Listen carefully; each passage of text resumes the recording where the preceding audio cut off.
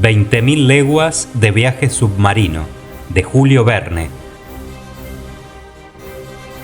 Capítulo 24. El reino del coral.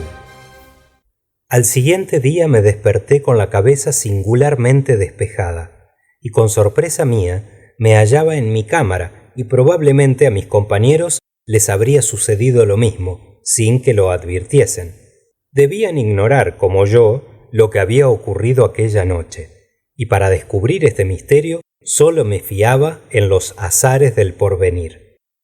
Me ocurrió entonces salir del camarote. ¿Estaba libre o preso? Libre, completamente. Abrí la puerta, entré en los callejones y subí la escalera central. Las escotillas, cerradas la víspera, estaban abiertas, y llegué a la plataforma, donde Ned Land y Consejo me aguardaban.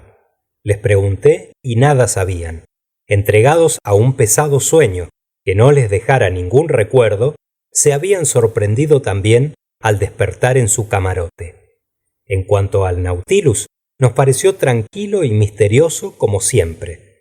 Flotaba entonces sobre la superficie con moderado andar, y nada, al parecer, se hallaba cambiado a bordo. Ned Land observó el mar con su penetrante vista. Estaba desierto, y nada se divisaba en el horizonte, ni vela ni tierra. Soplaba ruidosamente una brisa del oeste, y unas anchas olas, encrespadas por el viento, imprimían al aparato un balanceo muy sensible. El Nautilus, después de haber renovado su aire, se mantuvo a una profundidad media de 15 metros, de modo que podía volver prontamente a la superficie, operación que, contra lo acostumbrado, fue practicada diferentes veces durante aquella jornada del 19 de enero. El segundo subía entonces a la plataforma, resonando en el interior de la nave su frase habitual. En cuanto al capitán Nemo, no apareció por entonces, y solo vi al impasible Steward, que me sirvió con una exactitud digna de su ordinario silencio. Hacia las 2 estaba yo en el salón ocupado en clasificar mis apuntes, cuando el capitán abrió la puerta y entró. Le saludé y me devolvió una cortesía casi imperceptible, sin dirigirme la palabra. Volví a mi trabajo, esperando que me daría explicaciones sobre los sucesos de la noche anterior, pero no lo hizo. Le miré y me pareció ver en su rostro las huellas del cansancio. Sus ojos, entumecidos, no habían conocido el sueño. Su fisonomía expresaba una tristeza profunda y un sentimiento real. Iba y venía, se sentaba y se levantaba, tomaba un libro al acaso, lo abandonaba enseguida, consultaba sus instrumentos sin tomar las notas acostumbradas y parecía no poderse estar quieto un instante en el mismo sitio. Por fin vino hacia mí diciendo: ¿Sois médico, señor Aronnax? Estaba yo tan ajeno de esperar esta pregunta que le miré durante algún tiempo sin responderle. ¿Sois médico?, repitió. Algunos de vuestros compañeros han hecho estudios de medicina, como Gratiolet, Moquit Tendon y otros. En efecto, dije, soy doctor interno de los hospitales. He practicado durante algunos años antes de entrar en el museo. Bien, señor profesor.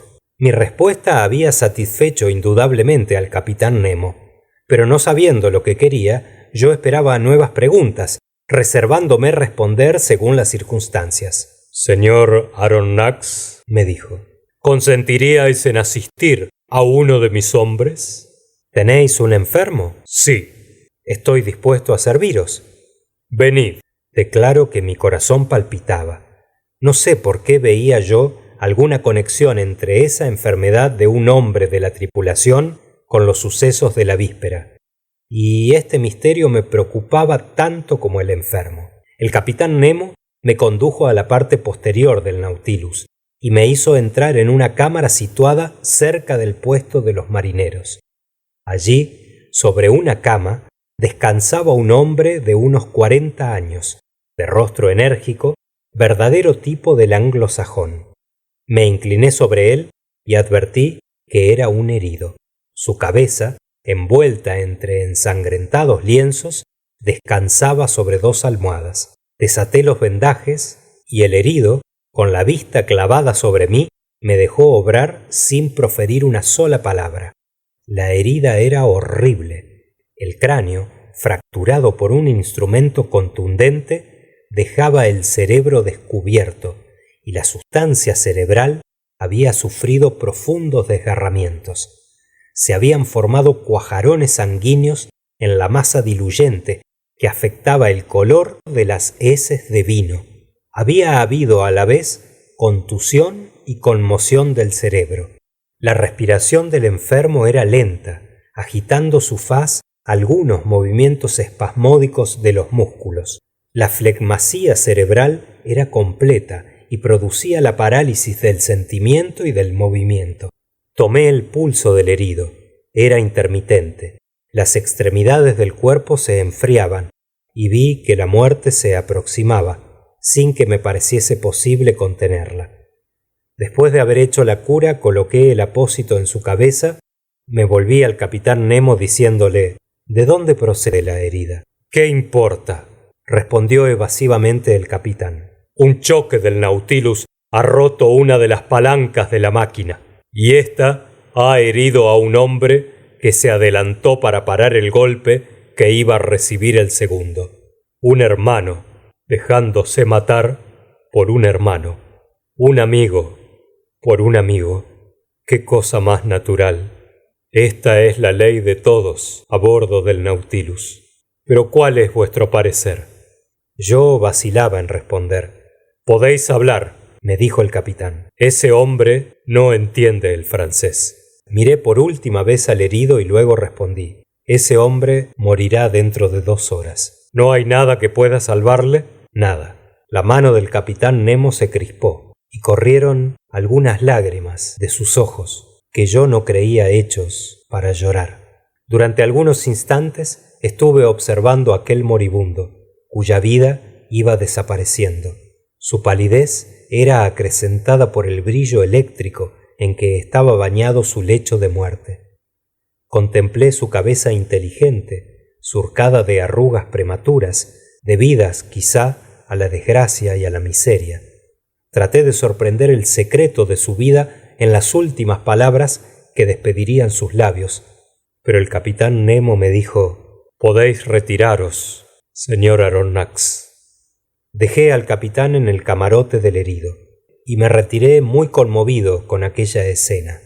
Durante todo el día me agitaron siniestros pensamientos. Por la noche dormí mal y entre mis sueños, frecuentemente interrumpidos, creí escuchar lejanos suspiros y una especie de salmodia fúnebre. ¿Era aquello la plegaria de los muertos, rezada en el idioma que yo no podía comprender? A la mañana siguiente subí a la plataforma, donde me había precedido el capitán Nemo. Tan luego como me vio, se dirigió hacia mí diciéndome: ¿os convendría, señor profesor, hacer hoy una excursión submarina con mis compañeros? Pregunté. Como gustéis. Estamos a vuestras órdenes, capitán. Tened, pues, la bondad de vestiros las escafandras. Del moribundo o del muerto no habló. Me fui a encontrar con Ned Land y Consejo, a quienes expuse la propuesta del capitán Nemo. Consejo se apresuró a aceptar, y esta vez el canadiense se manifestó muy dispuesto a seguirnos. Eran las 8 de la mañana. A las 8:30 ya estábamos vestidos para el nuevo paseo y provistos con los 2 aparatos de alumbrado y respiración. Se abrió la doble puerta y, acompañados del capitán Nemo, seguido de una docena de hombres de la tripulación, tomábamos pie a una profundidad de 10 metros sobre el suelo firme donde descansaba el Nautilus. Una ligera pendiente iba a parar a un fondo accidentado, a unas 15 brazas de profundidad.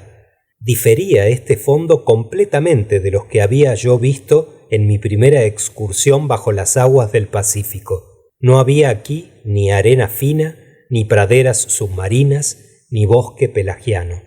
Reconocí inmediatamente aquella región maravillosa de que nos hacía los honores el capitán Nemo. Era el reino del coral. En la ramificación de los zoófitos y la clase de las alcionarias se observa el orden de los gorgonarios, que encierra los tres grupos de gorgonianos, isidianos y coralianos. A estos últimos pertenece el coral, curiosa sustancia que ha sido alternativamente clasificada en los reinos mineral, vegetal y animal. Remedio entre los antiguos, joya entre los modernos, quedó definitivamente clasificada en el reino animal el año 1694 por el marsellés Peysonnel. El coral es un conjunto de animalillos reunidos en un polípero de naturaleza quebradiza y lapídea. Estos pólipos tienen un generador único que los ha producido por brotes y poseen una existencia propia, participando de la vida común. Es, por consiguiente, una especie de socialismo natural. Yo conocía los diferentes trabajos hechos acerca de este singular zoófito, que se mineraliza arborizándose según la exacta observación de los naturalistas, y nada podía ser tan interesante para mí como visitar uno de esos bosques petrificados que la naturaleza ha implantado en el fondo de los mares. Los aparatos Ruhmkorff se pusieron en actividad y seguimos un banco de coral en vía de formación, que con ayuda del tiempo cerrará algún día aquella porción del océano Índico. Había por ambos lados del camino intrincados zarzales formados por el enlace de arbustos cubiertos con unas florecillas estrelladas de radios blancos, pero al revés de las plantas terrestres, aquellas arborizaciones fijadas a las peñas se dirigían todas de arriba a abajo. Producía la luz mil deliciosos efectos al juguetear entre aquellos ramajes tan vivamente teñidos. La ondulación de las aguas parecía dar movimiento a aquellos tubos membranosos y cilíndricos, inspirándome antojos de coger sus frescas corolas adornadas con delicados tentáculos. Recién abiertas las unas, nacientes las otras, mientras que ciertos peces ligeros de rápidas aletas se deslizaban entre ellas cual bandadas de avecillas. Pero si yo arrimaba la mano a aquellas flores vivientes, a aquellas sensitivas animadas, al punto se alarmaba la colonia. Las corolas blancas se replegaban en sus estuches rojos, las flores se desvanecían y la zarza se trocaba en áridos trozos de aglomeraciones lapídeas. La casualidad me había colocado delante de los ejemplares de zoófitos más preciosos. Este coral valía tanto como el que se pesca en el Mediterráneo, en las costas de Francia, de Italia y de Berbería, justificando por sus vivos matices los nombres poéticos de espuma de sangre y flor de sangre que el comercio da a sus más bellos productos. El coral se vende hasta 500 pesetas el kilogramo, y en aquel paraje las capas líquidas cubrían la fortuna de todo un mundo de especuladores. Esta preciosa materia, mezclada a veces con otros políperos, formaba entonces unas aglomeraciones compactas e intrincadas, llamadas maquiota, y en las cuales advertí admirables muestras de coral rosado. Poco después, las matas coralinas se estrechaban, y las arborizaciones se presentaron en mayor escala, abriéndose a nuestros pasos unos verdaderos tallares petrificados y dilatados tramos de fantástica arquitectura. El capitán Nemo penetró por una oscura galería, cuya pendiente suave nos condujo a la profundidad de 100 metros. La luz de nuestros serpentines producía de vez en cuando efectos mágicos al reflejarse en las rugosas asperezas de aquellas bóvedas naturales y en los colgantes dispuestos a modo de lucernas, y sobre las cuales se repercutía imitando puntas incandescentes. Entre los arbustos coralígenos observé otros pólipos no menos curiosos, como melitas, iris de ramificaciones articuladas, algunas matas de coralinas, verdes unas y encarnadas otras, verdaderas algas incrustadas en sales calizas que los naturalistas, después de muchas discusiones, han clasificado definitivamente en el reino vegetal. Pero según la observación de un filósofo, allí está quizá el límite real en que la vida comienza oscuramente a salir del sueño de piedra, sin desprenderse aún de su rudo punto de partida.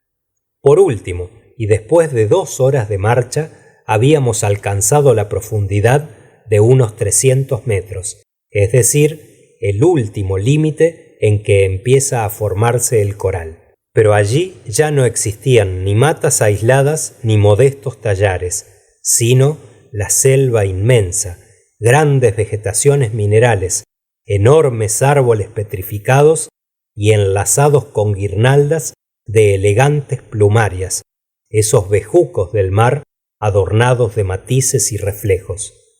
Pasábamos sin obstáculo por debajo de su alto ramaje perdido entre la sombra de las aguas, mientras que a nuestras plantas, las tubíporas, las meandrinas, las astreas, las fungias, las cariófilas formaban una alfombra de flores sembrada de resplandecientes cristalizaciones.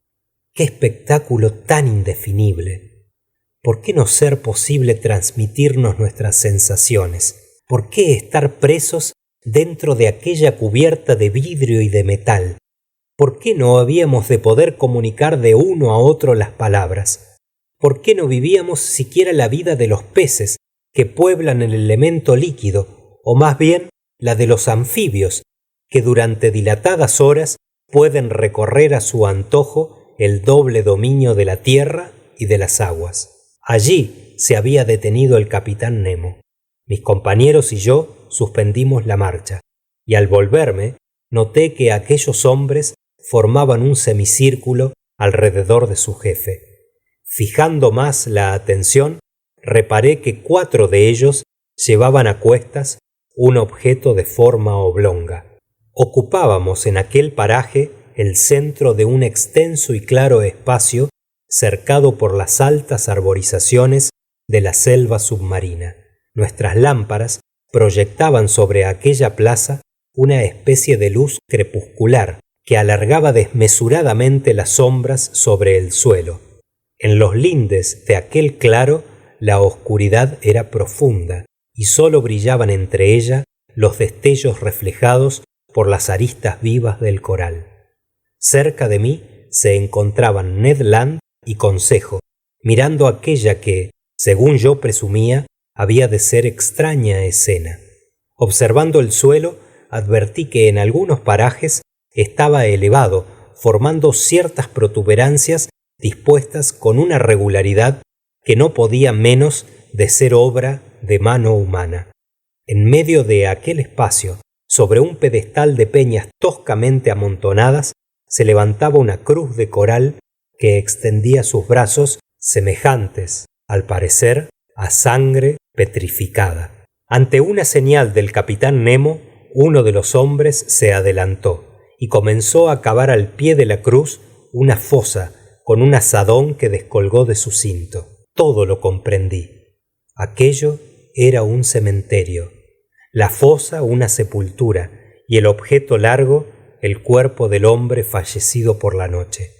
El capitán Nemo y los suyos iban a enterrar a su compañero en la mansión común y en el fondo del inaccesible océano. No, jamás se vio mi ánimo sobreexcitado en tan alto grado. Nunca mayores impresiones habían penetrado en mi cerebro. Yo no quería ver lo que veían mis ojos. La tumba, en tanto, iba ahondándose lentamente. Los peces huían por uno y otro lado de su perturbado retiro. Sobre el suelo calizo resonaba la piqueta, cuyo hierro despedía de vez en cuando chispas al herir algún guijarro perdido en el fondo de las aguas. La fosa se iba alargando, ensanchando, y por último no tardó en tener bastante capacidad para recibir el cadáver. Entonces los que lo llevaban se acercaron. El cuerpo, amortajado con un tejido de viso blanco, descendió a su húmeda sepultura.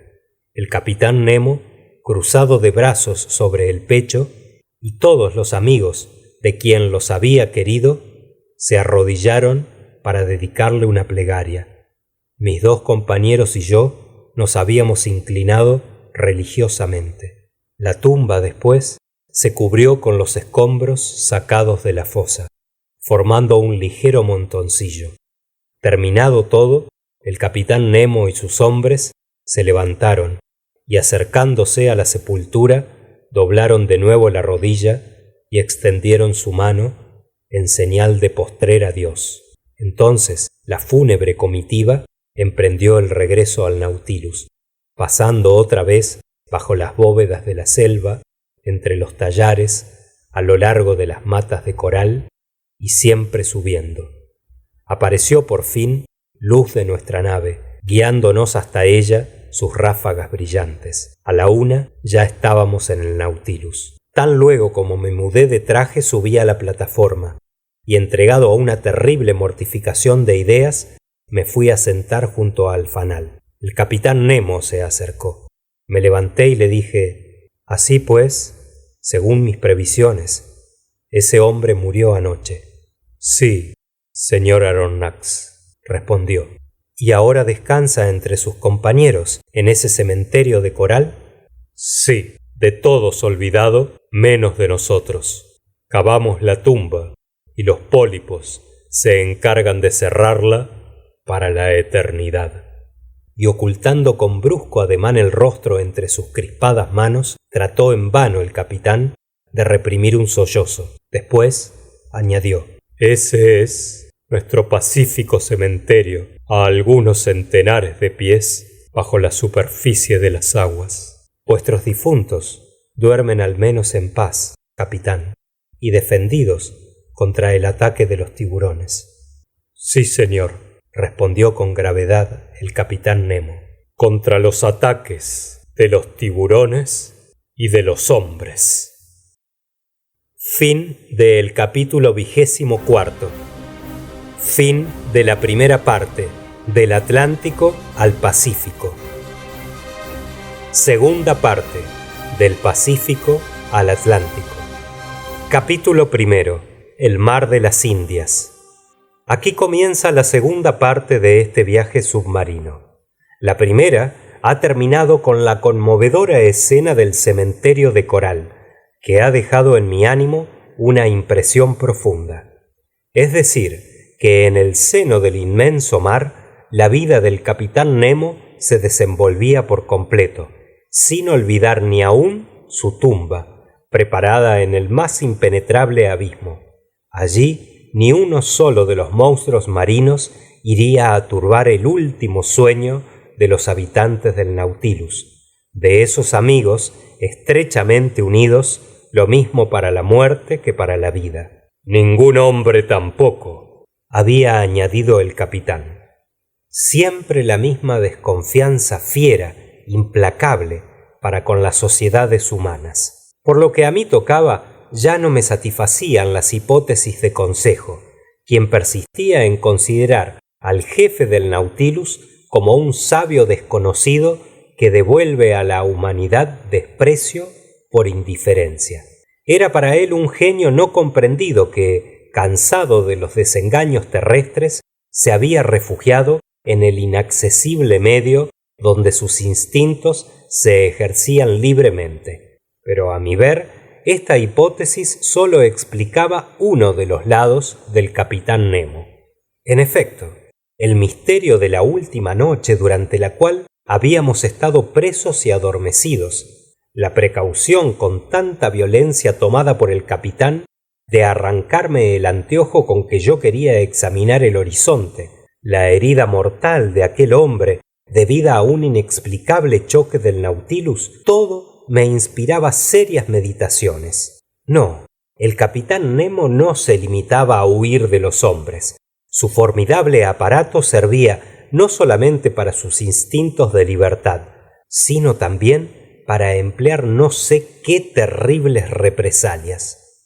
En este momento no alcanzo evidencia alguna, y sólo percibo algún indicio en medio de las tinieblas, debiéndome ceñir a escribir, por decirlo así, lo que me dictan los acontecimientos. Por otra parte, nada nos liga al capitán Nemo, quien se da por satisfecho con saber que no podemos escapar. Ni siquiera somos prisioneros bajo palabra, no estando sujetos a compromiso alguno. No somos más que unos cautivos, unos prisioneros disfrazados con el nombre de huéspedes por cortesía. Sin embargo, Ned Land no ha renunciado a la esperanza de recobrar su libertad y es seguro que aprovechará la primera ocasión que la casualidad le ofrezca.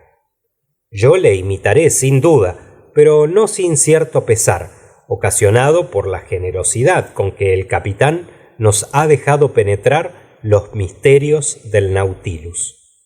En último resultado, ¿debe ese hombre ser aborrecido o admirado? ¿Es víctima o verdugo? Y para ser franco, antes de dejarlo por siempre, quisiera haber terminado la vuelta al mundo submarino, cuyos primeros incidentes han sido tan magníficos. Quisiera haber observado la serie completa de las maravillas acumuladas bajo los mares del globo. Quisiera haber visto lo que nadie ha podido conseguir, aun cuando tuviese que pagar con la vida ese insaciable deseo de aprender. ¿Qué he descubierto hasta ahora? Nada, o casi nada, puesto que todavía no hemos recorrido más que 6000 leguas por el Pacífico. Yo sé muy bien, sin embargo, que el Nautilus se acerca a las tierras habitadas y que, si nos ofrece alguna probabilidad de salvación, sería cruel sacrificar mis compañeros a mi pasión por lo desconocido. Tendré que seguirlos y guiarlos quizá. Pero, ¿se ofrecerá alguna vez esta ocasión? El hombre, privado por fuerza de su libre albedrío, bien la desea, pero el sabio y el curioso la teme. Aquel día, 24 de enero de 1868, a las 12, vino el segundo a tomar la altura del sol. Subí a la plataforma, encendí un cigarro y observé la operación. Parecióme evidente que aquel hombre no entendía el francés, porque diferentes veces expresé en alta voz mis pensamientos, lo cual debiera haber excitado en él alguna muestra involuntaria de atención si lo hubiese comprendido, pero estuvo impasible y mudo. Mientras que el segundo hacía observaciones con el sextante, uno de los marineros del Nautilus, aquel hombre vigoroso que nos había acompañado durante la primera excursión submarina de la isla de Crespo, vino a limpiar los cristales del fanal. Examiné entonces la instalación de este aparato, cuya potencia se hallaba centuplicada por unos anillos lenticulares, semejantes a los que existen en los faros y que sirven para mantener la luz en la dirección conveniente. La lámpara eléctrica estaba combinada de un modo que pudiera aprovechar toda su fuerza de iluminación. Su luz, en efecto, se producía en el vacío, lo cual aseguraba a la vez su regularidad y su intensidad, economizándose las puntas de grafito, entre las cuales se desarrolla el arco luminoso, economía importante para el capitán Nemo, que no hubiera podido renovarlas fácilmente, pero con las condiciones allí establecidas se gastaban casi insensiblemente. Cuando el Nautilus se preparó para proseguir su marcha submarina, bajé al salón. Las escotillas se cerraron y el rumbo fue directamente al oeste. Surcábamos entonces el Océano Índico, extensa llanura líquida que abarca 550 millones de hectáreas y cuyas aguas son en tan alto grado transparentes que producen vértigo al inclinarse sobre su superficie. El Nautilus navegaba generalmente entre 100 y 200 metros de profundidad durante algunos días. A otro que no fuera yo, embargado por una inmensa afición al mar, las horas hubieran parecido largas y monótonas. Pero los paseos diarios sobre la plataforma, donde me empapaba en el vivificante aire del mar, el espectáculo de aquellas ricas aguas por entre los cristales de las ventanas, la lectura de los libros de la biblioteca, la redacción de mis memorias, empleaban mi tiempo y no me dejaban un solo momento de cansancio o de tedio. Nuestra salud se mantenía en muy satisfactorio estado, conviniéndonos perfectamente el régimen de bordo, y yo bien me hubiera pasado sin las variantes que Ned Land, por espíritu de protesta, se complacía en introducir. Además, en aquella temperatura constante no había siquiera un solo resfriado que temer, y por otra parte, el madreporario Dendrophilea, conocido en Provenza con el nombre de hinojo marino, y del cual existía a bordo alguna provisión, nos hubiera proporcionado con la carne fundente de sus pólipos una excelente pasta contra la tos. Durante algunos días vimos una gran cantidad de aves acuáticas, palmípedas, quinchos y gaviotas. Fueron algunas diestramente cazadas y guisadas de cierto modo, que nos proporcionaron un manjar marino muy aceptable. Entre los pájaros más voladores que se separan a largas distancias de tierra y cuando están cansados se reposan sobre las aguas, observé unos magníficos albatros, de grito discordante, o al rebuzno de asno, aves que pertenecían a la familia de los longípenos. La de los totipalmos estaba representada por unas fragatas rápidas que pescaban con notable ligereza los peces de la superficie, y por unos numerosos faetontes, y entre otros el de filamentos rojos, grande como una paloma, y cuyas plumas blancas están matizadas de colores rosados, que se destacan sobre el fondo negro de las alas. Las redes del Nautilus nos trajeron también algunas especies de tortugas marinas del género Carey, con el lomo combado y cuya concha es muy apreciada. Estos reptiles, que se sumergen fácilmente, pueden mantenerse mucho tiempo debajo del agua, cerrando la válvula carnosa situada en el extremo externo de su canal nasal. Algunos de estos careys, cuando los cogimos, dormían todavía dentro de su concha, al abrigo de los animales marinos. Su carne era en lo general mediana, pero sus huesos son un excelente regalo. En cuanto a los peces, seguían provocando nuestra admiración cuando sorprendíamos al través de las ventanas abiertas los secretos de su vida acuática. Reconocí algunas especies que no habíamos podido observar hasta entonces. Citaré principalmente unas ostraciones particulares del Mar Rojo, del de las Indias y de la parte del océano que baña las costas de la América equinoccial. Estos peces, como las tortugas, los armadillos, los ursinos, los crustáceos, están defendidos por una coraza, que no es ni cretácea ni lapidia, sino realmente huesosa. Afectan la forma de un sólido, unas veces triangular y otras cuadrangular. Entre los triangulares noté algunos de medio decímetro de longitud, de carne saludable, de sabor exquisito, pardos en la cola, amarillos en las nadaderas y cuya aclimatación recomiendo hasta en las aguas dulces, donde se acostumbran fácilmente a vivir ciertos peces de mar.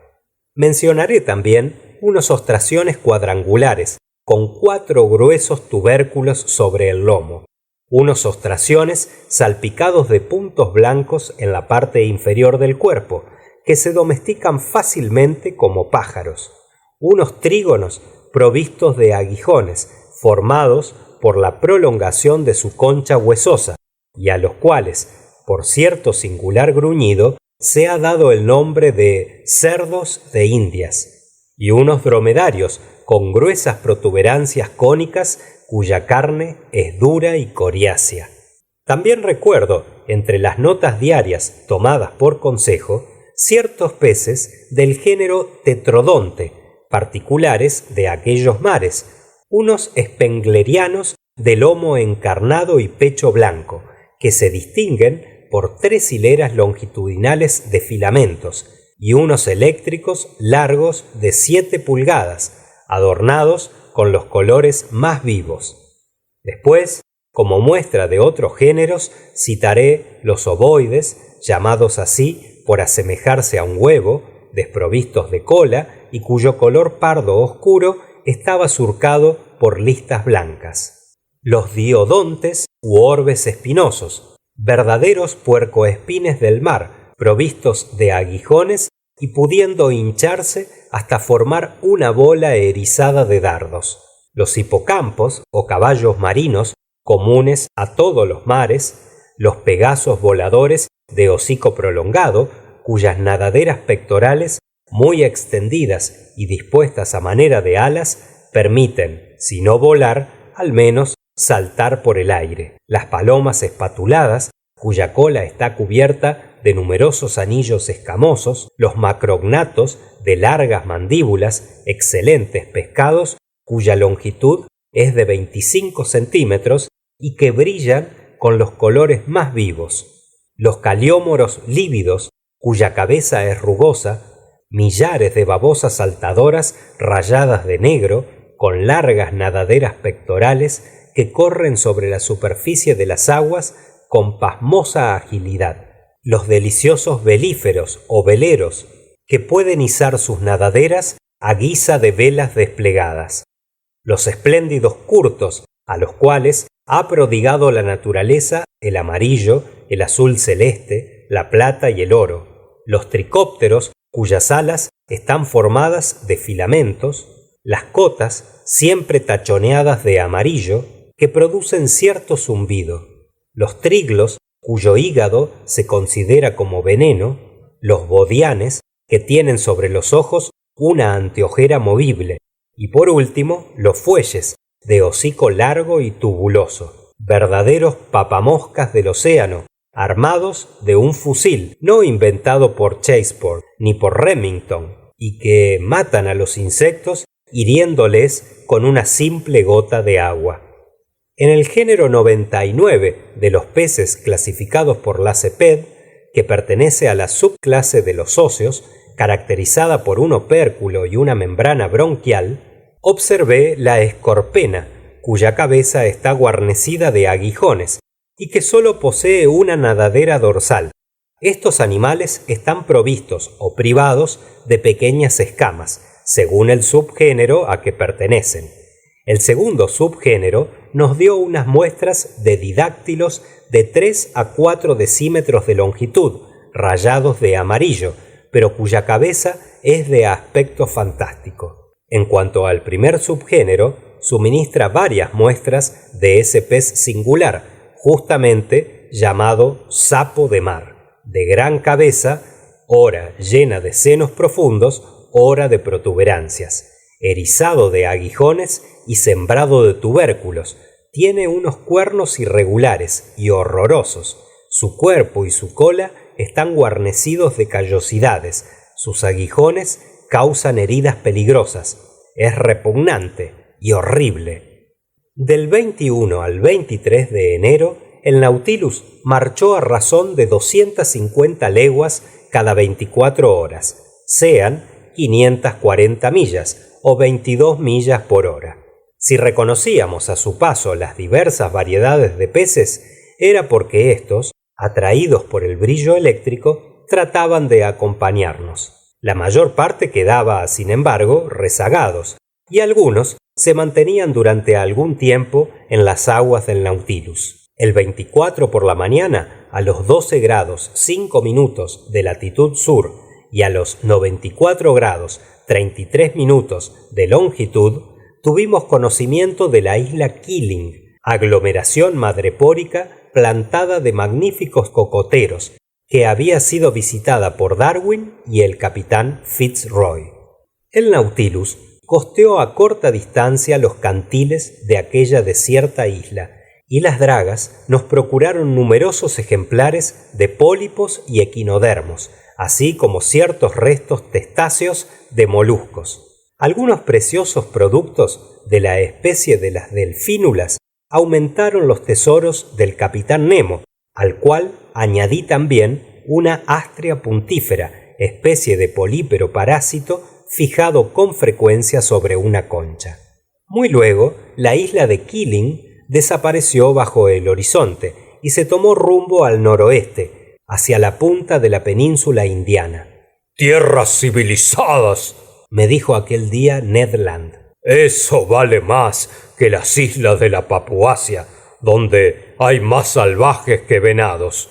En esa tierra de las Indias, señor profesor, hay carreteras, ferrocarriles, ciudades inglesas, francesas y asiáticas. No se andan 5 millas sin encontrar un compatriota. ¿No será este el momento favorable para dejar plantado al capitán Nemo? No, Ned Land, le respondí con resuelto acento. Dejemos correr las cosas. El Nautilus se acerca a continentes habitados, vuelve hacia la Europa, y si allí nos lleva, veremos lo que la prudencia nos aconseja entonces. Por otra parte, no supongo que el capitán Nemo nos permita ir a cazar sobre las costas de Malabar o de Coromandel, como en los bosques de la Nueva Guinea. ¿Y no podemos prescindir de su permiso? No, respondí. Ni quería discutir, porque en el fondo mi empeño consistía ya en querer apurar hasta el fin los azares del destino que me había puesto a bordo del Nautilus. Desde la isla Keeling nuestra marcha se fue amortiguando, haciéndose más caprichosa y llevándonos a grandes profundidades. Se emplearon con frecuencia los planos inclinados, los cuales, por medio de palancas interiores, podían colocarse en sentido oblicuo. Caminamos así hasta 2 y 3 kilómetros, pero sin explorar nunca los fondos de aquel mar, a los cuales no podían llegar ni aún las sondas de 13.000 metros. En cuanto a la temperatura de las capas profundas, el termómetro indicaba siempre invariablemente 4 grados centígrados sobre cero. Observé únicamente que por las regiones superiores el agua era siempre más fría en los parajes de fondo elevado que en alta mar. El 25 de enero el océano estaba absolutamente desierto y el Nautilus pasó el día sobre su superficie batiendo las aguas con su potente hélice y despidiéndolas a gran altura. ¿Quién no le hubiera entonces confundido con un cetáceo gigantesco? Yo pasé las 3/4 partes del día sobre la plataforma contemplando el mar. Nada se divisó en el horizonte hasta las 4 de la tarde, en que se dejó ver por un instante la arboladura de un vapor que corría por el oeste a contrabordo, pero que no podía alcanzar a percibir al Nautilus por lo somero de nuestra embarcación. Me ocurrió que debía aquel buque pertenecer a la línea peninsular y oriental que hace el servicio de la isla de Ceilán a Sídney, tocando en la punta del Rey Jorge y en Melbourne.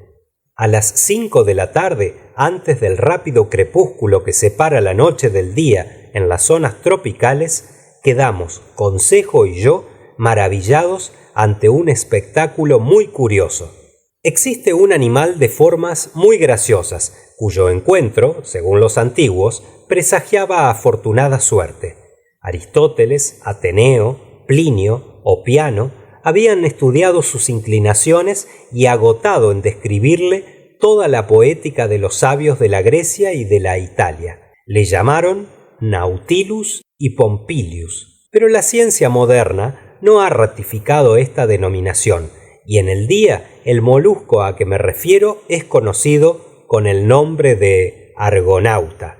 El que hubiera consultado a Consejo habría sabido que los moluscos se dividen en 5 clases, y que la primera es la de los cefalópodos, cuyos individuos, ora desnudos, ora testáceos, comprende 2 familias, la de los dibranquios y tetrabranquios, que se distinguen por el número de branquias. La familia de los dibranquios se subdivide en 3 géneros, el argonauta, el calamar y la jibia, y la de los tetrabranquios solo cuenta uno, el nautilo. Si después de esta nomenclatura confundiese algún entendimiento rebelde el argonauta, que es acetabulífero, es decir, portador de tentáculos, no hubiera tenido excusa alguna. Era, pues, un tropel de argonautas el que entonces viajaba sobre la superficie del océano, pudiendo contarlos por centenares. Pertenecían a la especie de los argonautas tuberculados, que es peculiar de los mares de Indias. Estos graciosos moluscos andaban hacia atrás por medio de su tubo locomotor, despidiendo el agua que habían absorbido.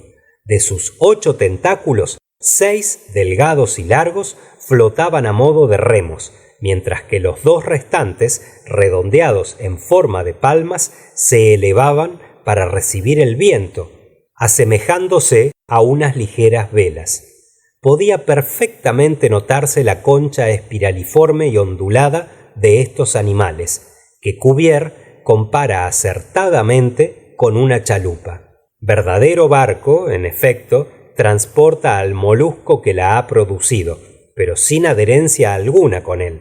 El argonauta tiene la libertad de dejar su concha, dije a Consejo, pero no la deja jamás.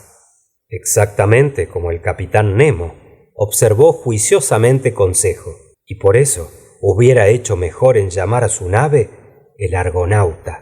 El Nautilus navegó como cosa de 1 hora entre aquella multitud de moluscos, y después no sé de qué espanto se vieron repentinamente sobrecogidos, porque lo mismo que si obedecieran a una señal, recogieron sus velas, replegaron sus brazos, contrajeron sus cuerpos e invirtieron la posición de sus conchas, cambiando de centro de gravedad y desapareciendo bajo las aguas toda aquella flota menuda.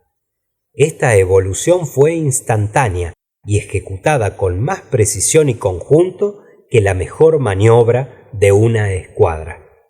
En aquel momento llegó la noche casi de repente, y las oleadas, apenas movidas por la brisa, se tendieron apaciblemente bajo las encintas del Nautilus. Al día siguiente, 26 de enero, cortábamos el ecuador a los 92 grados del meridiano y encontrábamos el hemisferio boreal. Durante aquel día nos acompañó una formidable manada de tiburones, animales terribles que menudean en aquellos mares, haciéndolos muy peligrosos. Había entre ellos unos escualos filipos de lomo pardo y abdomen blanquecino, armados con 11 filas de dientes, unos escualos ojeteados en cuyo cuello hay una gran mancha negra orlada de blanco, semejante a un ojo, y unos escualos isabeles de hocico redondeado y matizado de puntos oscuros. Estos poderosos animales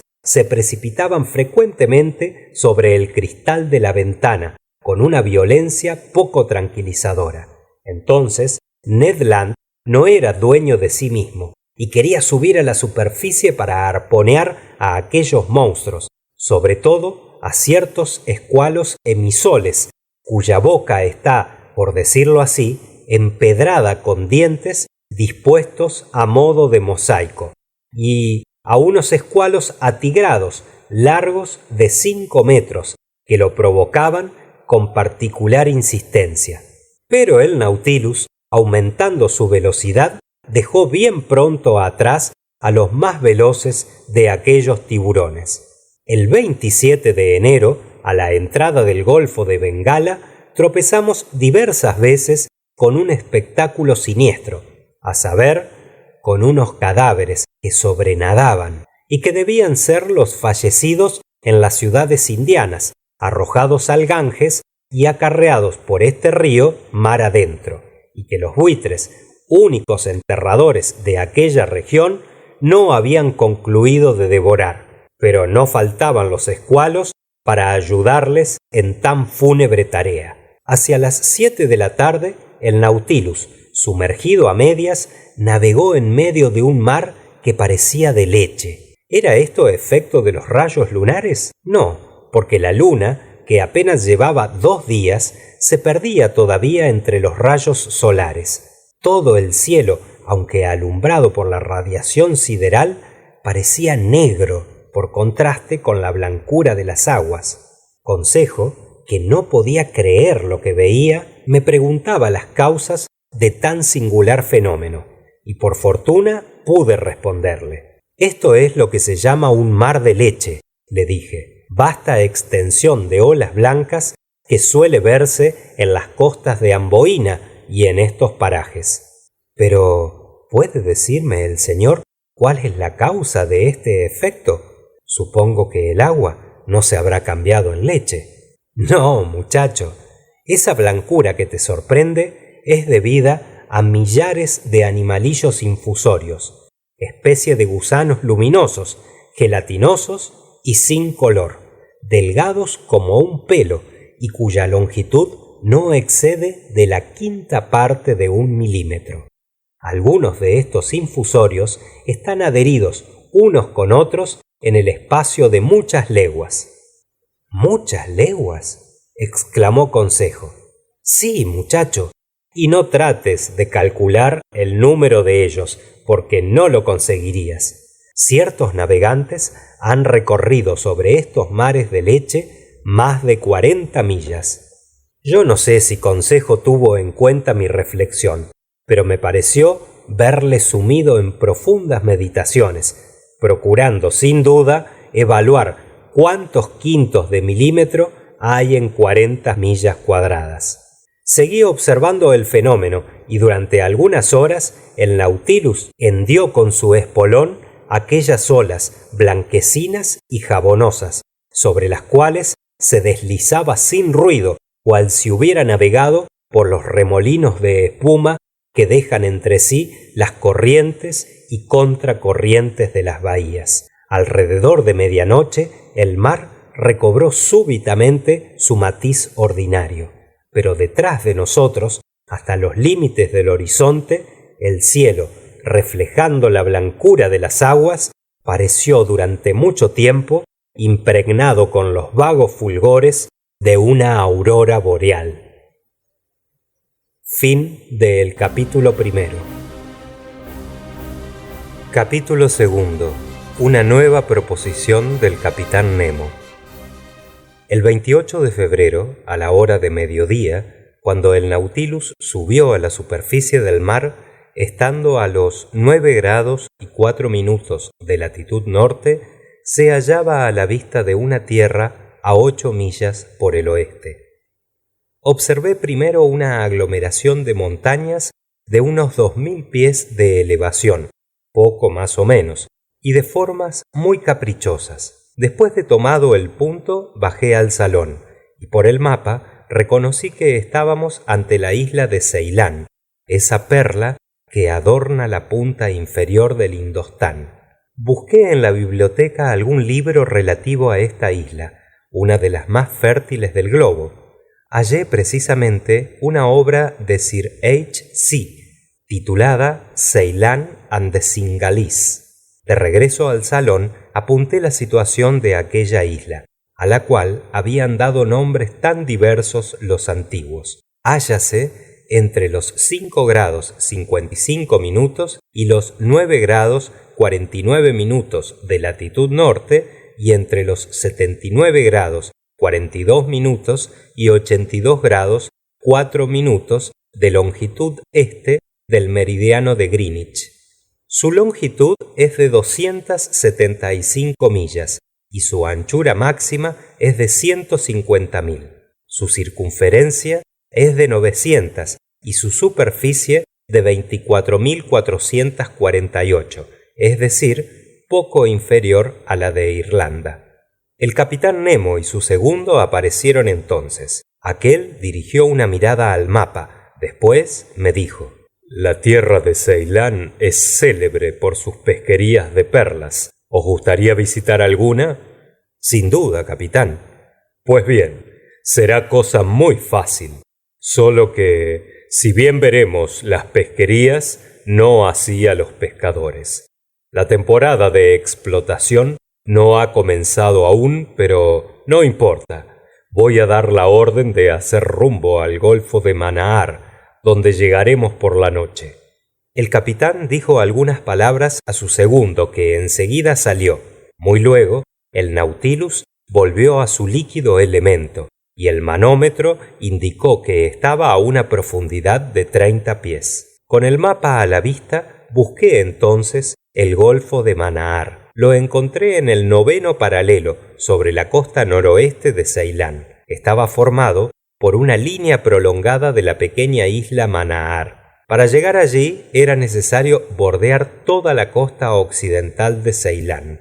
Señor profesor, me dijo el capitán Nemo, se pescan perlas en el Golfo de Bengala, en el Mar de las Indias, en los del Japón y de la China, en los de la América Meridional, en el Golfo de Panamá y en el de California, pero los mejores resultados se obtienen en Ceilán. Llegamos demasiado pronto, porque los pescadores no acuden sino en marzo, y sus 300 barcos se entregan durante 30 días a esta lucrativa explotación de los tesoros del mar. Cada barco va montado por 10 remeros y 10 pescadores. Estos, divididos en grupos, bucean alternativamente, sumergiéndose a la profundidad de 12 metros por medio de una piedra pesada que tienen agarrada entre los pies y sujetos por una cuerda atada a la embarcación. ¿Así es que todavía emplean este medio primitivo? Todavía, me respondió el capitán Nemo. Y eso que estas pesquerías pertenecen al pueblo más industrioso de la tierra, a los ingleses, a quienes fueron cedidas por el Tratado de Amiens en 1802. Me parece, sin embargo, que la escafandra prestaría grandes servicios en esta operación. Sí, porque esos pobres pescadores no pueden estar mucho tiempo dentro del agua.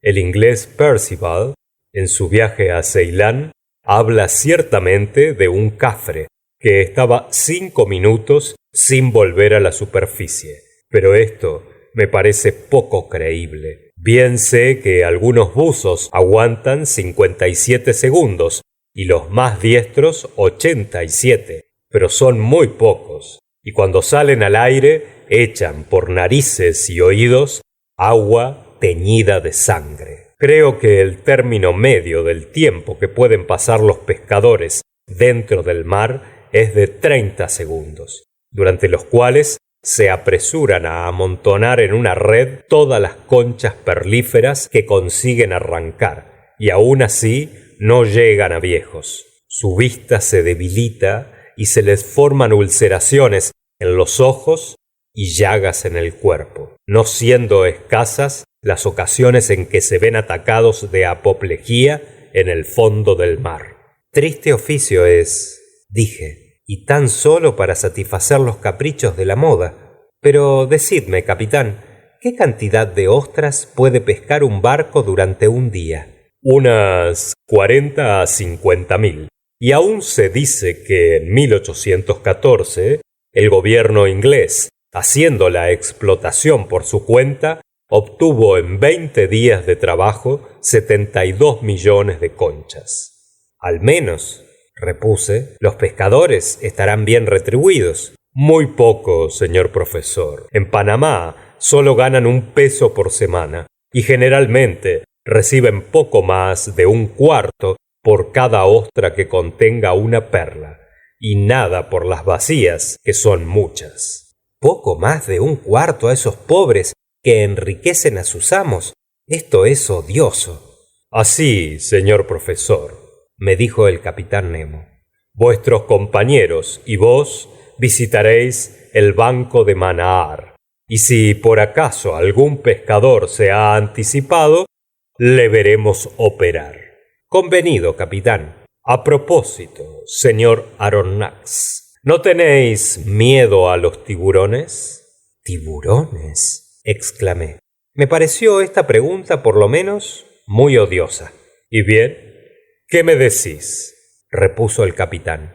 Os debo declarar, capitán, que no estoy muy familiarizado todavía con ese género de peces. Nosotros, replicó Nemo, estamos hechos a verlos, y con el tiempo ya os acostumbraréis también. Por otra parte, iremos armados, y quizás podremos cazar por el camino algún escualo. Es una caza muy interesante. Con que hasta mañana, señor profesor, y muy de madrugada. Después de decirme esto con la mayor indiferencia y soltura, el capitán Nemo abandonó el salón. Si a cualquiera se le convidara a cazar osos en las montañas de Suiza, diría: muy bien, mañana iremos a cazar osos. Si se tratase de cazar el león en las llanuras del Atlas o el tigre en los cañaverales de la India, podríamos contestar sencillamente: parece que vamos a cazar el tigre o el león. Pero indudablemente que cualquiera pediría un poco de reflexión antes de aceptar el convite de cazar los tiburones en medio de su elemento natural. Por mi parte, lo que puedo asegurar es que me pasé la mano por la frente para enjugar algunas gotas de sudor frío. Meditemos, dije para mí, y con calma. Cazar nutrias en los bosques submarinos, como lo hemos hecho en los de la isla de Crespo, pase. Pero correr por el fondo del mar con la certeza de encontrar tiburones es otra cosa.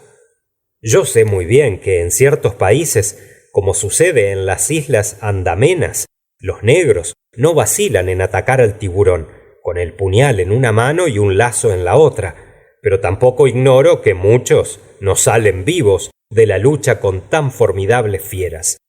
Por otra parte, yo no soy un negro, y aun cuando lo fuere, creo que una ligera vacilación por mi parte no estaría de más. Y los tiburones asaltaban mi imaginación, ante la cual aparecían aquellas terribles mandíbulas armadas con múltiples filas de dientes y capaces de partir un hombre en dos mitades. Sentía ya cierto dolor alrededor de los riñones. No podía yo digerir tampoco la sangre fría con que el capitán Nemo me había hecho tan singular convite, como si se tratase de perseguir en el bosque a alguna inofensiva zorra. Pero tengo una salvación, añadía yo para mí, porque Consejo no querrá venir, lo cual me dispensará de acompañar al capitán. En cuanto a Ned Land, declaro que no abrigaba yo tanta confianza en su cordura. El peligro, por grande que fuese, tenía siempre atractivos para su genio batallador.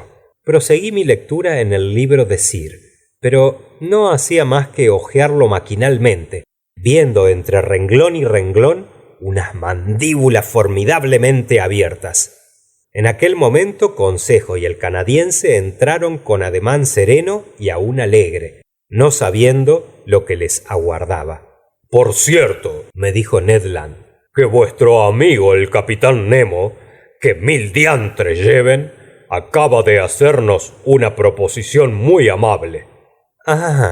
Con que ya sabéis. Con permiso del señor, respondió Consejo, el jefe del Nautilus nos ha convidado a visitar mañana en compañía del señor las magníficas pesquerías de Ceilán.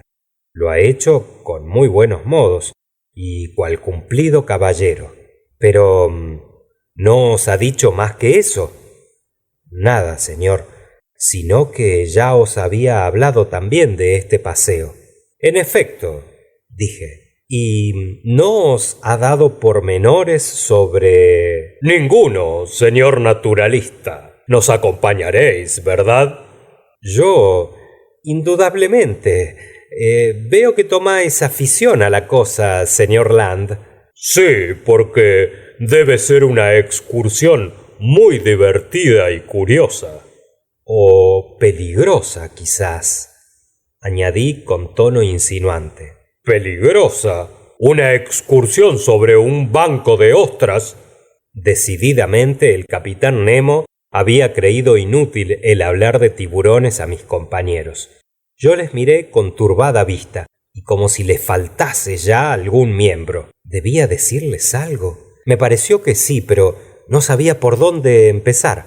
Señor, me dijo Consejo, ¿podremos conocer pormenores sobre la pesca de las perlas? ¿Sobre la pesca, precisamente, pregunté, o sobre los incidentes que...? Sobre la pesca, respondió el canadiense. Antes de entrar en un terreno, conviene conocerlo. Pues bien, sentaos, amigos míos, y voy a deciros lo que el inglés Sir acaba de enseñarme. Ned y Consejo se sentaron en el diván, y el canadiense me dijo: Señor profesor, principiad por hacerme el favor de decirme lo que es una perla. Querido Ned Land, respondí, para un poeta, la perla es una lágrima del mar. Para los orientales es una gota de rocío solidificada. Para las damas es una joya de forma oblonga, de brillo opalino, de materia anacarada, que llevan en el dedo, en el cuello o en las orejas. Para el químico es una mezcla de fosfato y de carbonato de cal, con un poco de gelatina.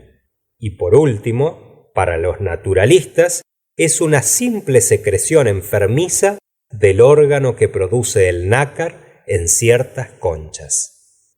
Ramificación de los moluscos, clase de los acéfalos, orden de los testáceos, dijo Consejo. Precisamente, sabio Consejo. Ahora bien, entre esos testáceos, la oreja de mar iris, las romboides, las tridacnias, las ostras peñas, en una palabra, todos los moluscos cuya secreción es el nácar, esa sustancia azul, azulada, violácea o blanca, y que tapiza el interior de sus valvas, son susceptibles de producir perlas. ¿También las almejas?, preguntó el canadiense. Sí, las almejas de ciertos ríos de Escocia, del país de Gales, de Irlanda, de Sajonia, de Bohemia y de Francia. Bueno es saberlo para tenerlo presente en adelante, respondió el canadiense. Pero, proseguí, el molusco por excelencia que destila la perla es la ostra perlífera, la preciosa pintadina. La perla no es otra cosa que una concreción anacarada dispuesta en forma globulosa. Unas veces se encuentra adherida a la concha, otras veces se halla incrustada en los pliegues del animal, en cuyo caso está suelta, pero siempre contiene un núcleo duro, ora sea un óvulo estéril, ora un grano de arena, alrededor del cual la materia anacarada se deposita sucesivamente durante varios años por capas delgadas y concéntricas. ¿Se encuentran muchas perlas en una misma ostra?, preguntó Consejo. Sí, muchacho, hay ciertas pintadinas que constituyen un verdadero joyero. Se ha citado una ostra, pero lo dudo, que contenía 150 tiburones. ¿150 tiburones?, exclamó Ned Land. ¿He dicho tiburones?, repuse vivamente. Quiero decir 150 perlas. Tiburones no tendría sentido alguno. En efecto, dijo Consejo, pero ¿nos puede decir el señor ahora por qué medios se extraen esas perlas? Se procede de diversos modos, y con frecuencia, cuando las perlas están adheridas a las válvulas, los pescadores las arrancan con pinzas, pero más comúnmente las pintadinas se extienden sobre esteras de esparto que cubren la playa. Mueren así al aire libre y al cabo de 10 días se encuentran en un estado satisfactorio de putrefacción. Se sumergen entonces en unos vastos depósitos de agua de mar y después se abren y se lavan. En este momento comienza el doble trabajo de los raspadores, quienes primero separan las placas de nácar, conocidas en el comercio con el nombre de franca plateada, bastarda blanca y bastarda negra, que se entregan por cajas de 125 a 150 kilogramos.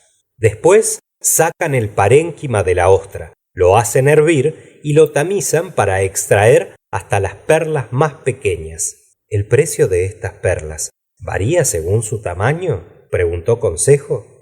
No tan solo según su tamaño, respondí, pero también según su forma, según su agua, es decir, su color, y según su oriente, esto es, el brillo aterciopelado y cambiante que les da tan deliciosa vista. Las más bellas se llaman perlas vírgenes o parangones y se forman aisladamente en el tejido del molusco. Son blancas, con frecuencia opacas, pero a veces de transparencia opalina y de forma comúnmente esférica o piriforme.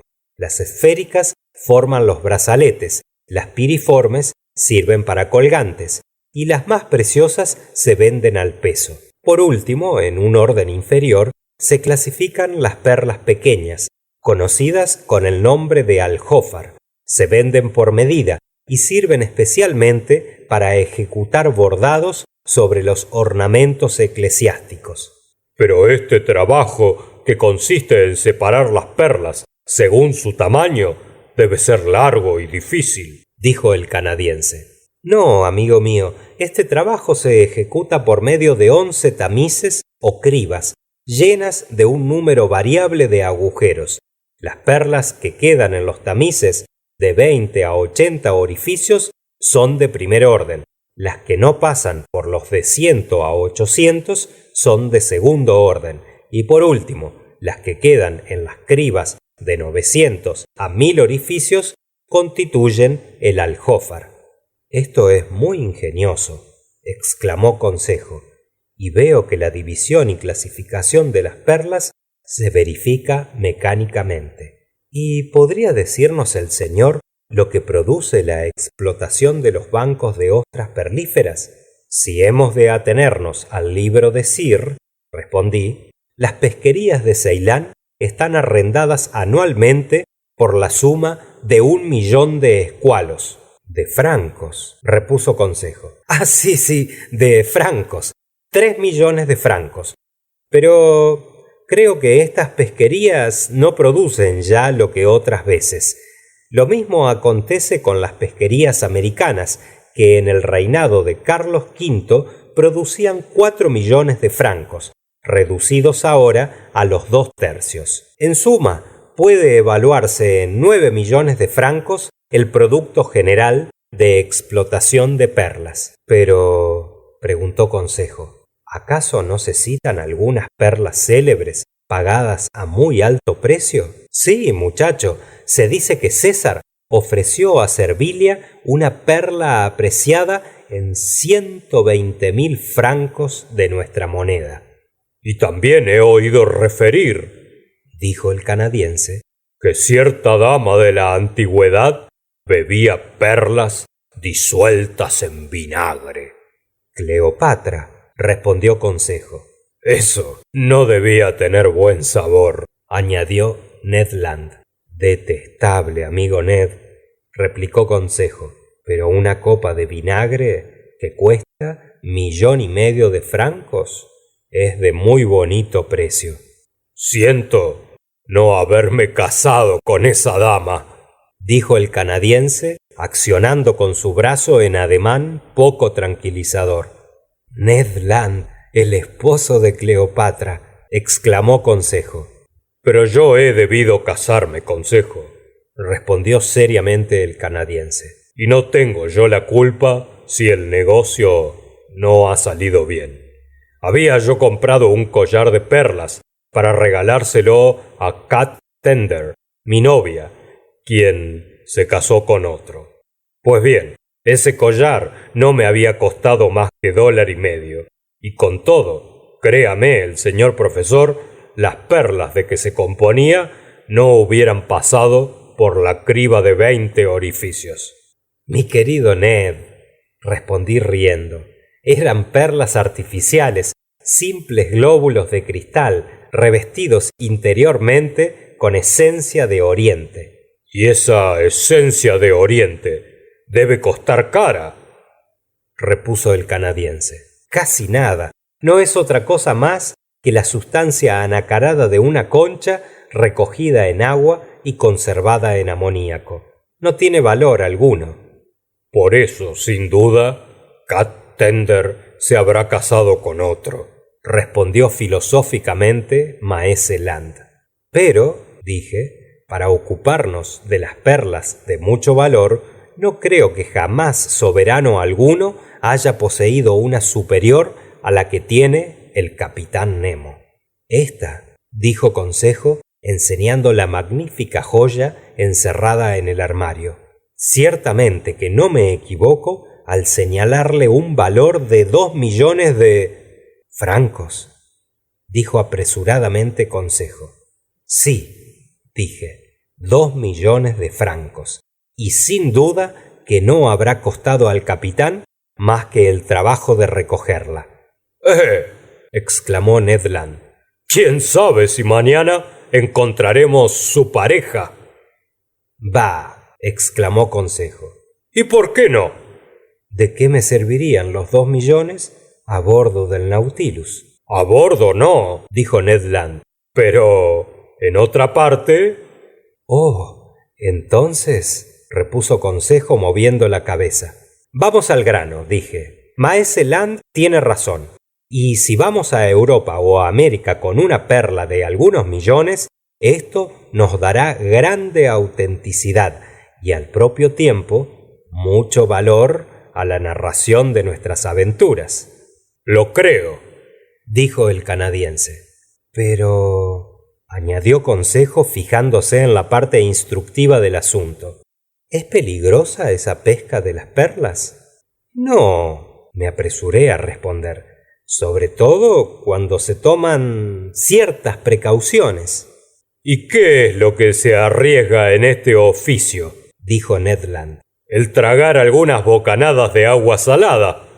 Nada más que eso, Ned, pero a propósito, exclamé, procurando tomar el mismo tono indiferente y sereno del capitán Nemo.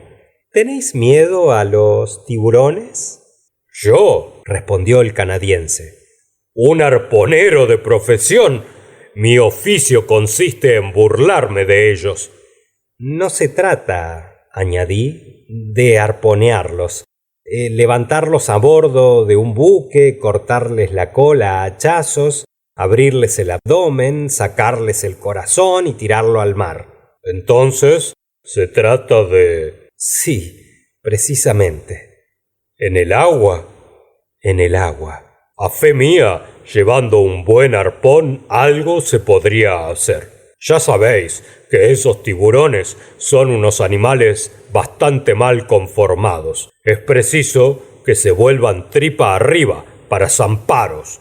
Y entre tanto... Ned Land tenía una manera de pronunciar la palabra zampar que daba escalofríos. Y bien, ¿y tú, Consejo, qué piensas de los tiburones? Yo, dijo Consejo, seré franco. Enhorabuena. Si el señor arrostra los tiburones, no veo motivo para que su fiel criado no lo haga también en su compañía. Fin del capítulo 2.